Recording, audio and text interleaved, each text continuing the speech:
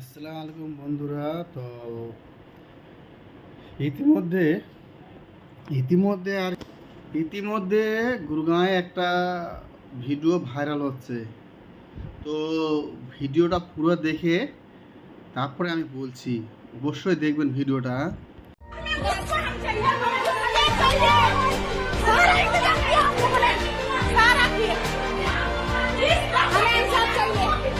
हमें इंसाफ चाहिए हमारा भाई।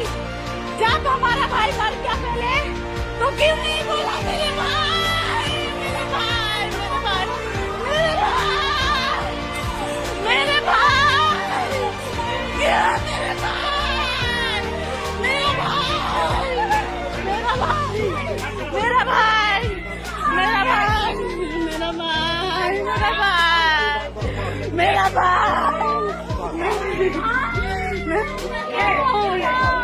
मेरा भाई,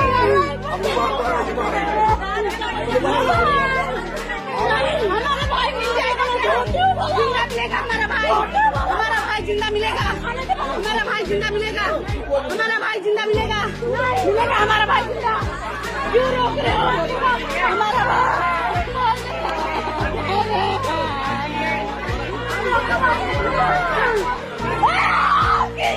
देखो ये क्या निकाला है, ये क्या निकाला है, देखो मेरे भाई को क्या किया है, देखो मेरे भाई, मेरे भाई।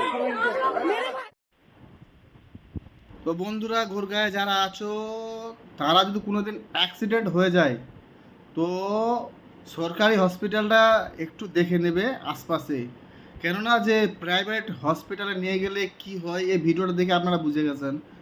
তো আমি এটাই বলবো, সতর্ক থাকবেন অ্যাক্সিডেন্টের জন্য, যদি অ্যাক্সিডেন্ট না হয়। আর যদি অ্যাক্সিডেন্ট হয়েও থাকে তো যথেষ্ট চেষ্টা করবেন যেন সরকারি হসপিটালেই নিয়ে যাওয়া যায়, ঠিক আছে? কেননা যে দেখতে পাচ্ছেন আপনারা, কিডনি মিডনি সব কিছু বার করে নিয়েছে, ঠিক আছে? কিডনি মিডনি সব কিছু বার করে নিয়েছে, বার করে আবার বিক্রি করে দিয়েছে। আবার এখন বলছে, ওরা দাবি করেছে যে লাশটাকে যদি ওখান থেকে আর কি বার করা হয় তাহলে পয়সা দিতে হবে, পয়সা না দিলে আর কি লাশটা বার হবে না, ঠিক আছে? তো এটুকু আর কি মাথায় রাখবেন যে গুরগাঁয়ের মধ্যে তো আপনারা যদি বাই চান্স কোনো দিন অ্যাক্সিডেন্ট হয়ে যাও তো সরকারি হসপিটালটা আমাদের জন্য আর কি, আমাদের জন্য ঠিক।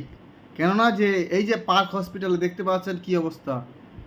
তো আমি এটাই কথা বলবো, যারা আর কি গুরগাঁয়ের ভিতরে আছেন তাদেরকে সতর্ক থাকতে বলবো, সুরক্ষিত থাকতে বলবো, ভালো থাকতে বলবো। হ্যাঁ, অবশ্যই ভিডিওটাকে যদি ভালো লাগে কমেন্ট শেয়ার লাইক করে পাশে থাকবেন আর নতুন নতুন ভিডিও পেতে। ধন্যবাদ। আসসালামু আলাইকুম।